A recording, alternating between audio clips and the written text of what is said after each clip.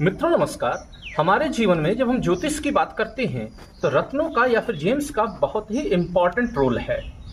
अक्सर मेरे पास कई कुंडलियां आती हैं जिसमें देखा गया है कि प्रायः ज्योतिषी, खासकर ग्रामीण ज्योतिषी, जो ग्रह आपके अशुभ भाव में बैठे होते हैं या अशुभ हो करके बैठे होते हैं, तो ऐसी स्थिति में वह उसी प्लैनेट का जेम आपको पहना देते हैं और कहते हैं कि यह ग्रह आपका अशुभ है तो इससे जुड़ा हुआ रत्न पहनिए, सुधर जाएगा।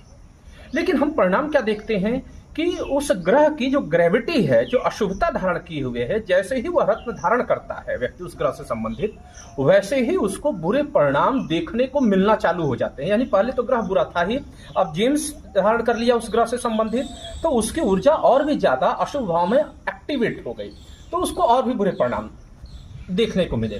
तो हमें ऐसा नहीं करना चाहिए।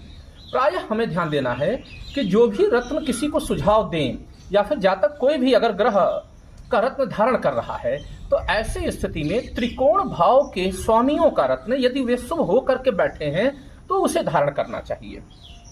या फिर यूं कहें कि त्रिकोण का स्वामी किसी दूसरे त्रिकोण में शुभ होकर के बैठा है तो उसका रत्न धारण करना चाहिए। अगर यह नहीं ऐसी स्थिति है कुंडली में, तो कम से कम केंद्र का स्वामी अगर शुभ होकर के किसी त्रिकोण में बैठा है या केंद्र में बैठा है तो सेकंड प्रेफरेंस इसको देना चाहिए। अशुभ ग्रह के रत्न को कभी भी सुझाव में नहीं हमें मानना है। अगली चीज हमें क्या ध्यान देना है, अब इस चीज को जरा सा हम किनारे करते हैं। इसके अलावा भी दो तीन बातें ध्यान रखनी होती हैं कि जब भी हम बात रत्नों के धारण करने की कहते हैं तो केवल शुभ ग्रहों का ही रत्न धारण करना मायने नहीं रखता है। इसके साथ हमें ध्यान रखना होता है कि वह ग्रह कारक ग्रह है या फिर मारक ग्रह है। जी हाँ, यदि कोई प्लैनेट आपकी कुंडली में कारक और मारक के रूप में विद्यमान है तो कारक ग्रह के ही जेम्स को धारण करने का हमें सुझाव मानना चाहिए या किसी को देना चाहिए, मारक ग्रह को नहीं। ध्यान रखेंगे, यदि कारक ग्रह, लगभग जितने भी कारक ग्रह हैं आपकी कुंडली के, और वे सभी वेल प्लेस्ड नहीं हैं या फिर अशुभता धारण किए हुए हैं या बुरी दृष्टियों में हैं, तो ऐसी स्थिति में मारक ग्रह का भी प्लैनेट धारण किया जा सकता है, लेकिन प्रेफरेंस ऑर्डर में यह सेकेंडरी होगा। लेकिन इसमें भी आपको ध्यान रखना है कि यदि मारक ग्रह वेल प्लेस्ड है तो ही धारण करेंगे। और वेल प्लेस्ड के साथ हम देखेंगे कि अगर आपकी कुंडली में वही मारक ग्रह ही एकमात्र आपके जीवन को संभाले हुए, क्योंकि सारे कारक ग्रह अशुभ बैठे हुए हैं, तो ही उसका धारण करेंगे।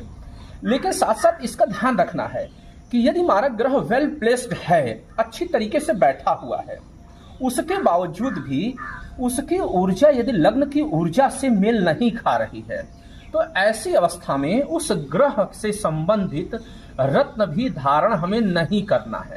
फॉर एग्जाम्पल के लिए समझ लें कि यदि मान लीजिए आपकी कुंडली में शनि मारक ग्रह है, लेकिन शनि की प्लेसमेंट वेल है और वो आपके कैरियर के ग्रोथ में अच्छी भूमिका निभा रहा है, लेकिन लग्न का स्वामी आपका मंगल है या लग्न जो है वह मंगल की है, या मेष लग्न की होगी या वृश्चिक की। तो ऐसी स्थिति में यदि आप शनि से संबंधित जेम्स धारण कर लेते हैं या जेम्स धारण कर लेते हैं, क्योंकि वही सबसे ज्यादा शुभ बैठा है, तो ऐसी स्थिति में आपको आगे चल करके हेल्थ इश्यूज भी देखने पड़ सकते हैं। ऐसा इसलिए है क्योंकि लग्न की ऊर्जा यहाँ पर अग्नि तत्व की है और कोल्ड प्लैनेट है शनि, तो इसके भी परिणाम आपको बुरे देखने को मिल सकते हैं। भले ही ज्योतिषी सलाह दे देते हैं कि नहीं शनि वेल प्लेस्ड है इसलिए शनि का आप जो है रत्न धारण करें। इस चीज का ध्यान रखना है कि जो भी मारक ग्रह है कितना भी शुभ होकर के बैठा है तो उसको सेकंड प्रेफरेंस देंगे, कारक को पहला। और यदि मारक ग्रह की ऊर्जा लग्न की ऊर्जा के विपरीत है, यानी अग्नि तत्व का अगर मान लीजिए लग्न है तो जल तत्व का ये नहीं होना चाहिए मारक प्लैनेट। अगली चीज क्या देखना है, इसके अलावा यदि कोई मारक ग्रह वेल प्लेस्ड है और बाकी कारक ग्रह सभी अशुभ हैं, जैसे कि मान लीजिए बुध हुआ, चंद्रमा हुआ, तो यदि इन ग्रहों की प्रकृति मारक ग्रहों की यदि सॉफ्ट है तो ऐसी स्थिति में बहुत ज्यादा विपरीत ऊर्जाएं मायने नहीं रखती हैं।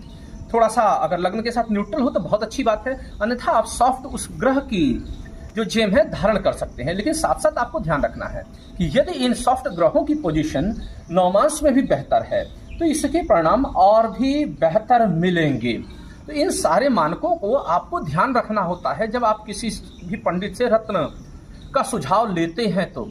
और प्रायः मैंने देखा है कि कई लोगों के हाथों में कई सारे रत्न धारण किए हुए हैं, उसके बाद भी उनका जीवन असफल बना हुआ है। और फिर लोग दोष देते हैं ज्योतिष को, लोग दोष देते हैं रत्नों को कि नहीं, रत्नों का हमारे जीवन में कोई प्रभाव नहीं है, तो नहीं, आपने गलत ज्योतिषी से परामर्श लिया है, इसलिए आपके जीवन में ये सारी बुराइयां देखने को मिल रही हैं। तो हमेशा सावधान रहें, सतर्क रहें रत्नों के चयन, क्योंकि रत्न आपके जीवन को बना भी सकते हैं और आपके जीवन को बर्बाद भी कर सकते हैं। तो फिर मिलते हैं अगले किसी मुद्दे को लेकर।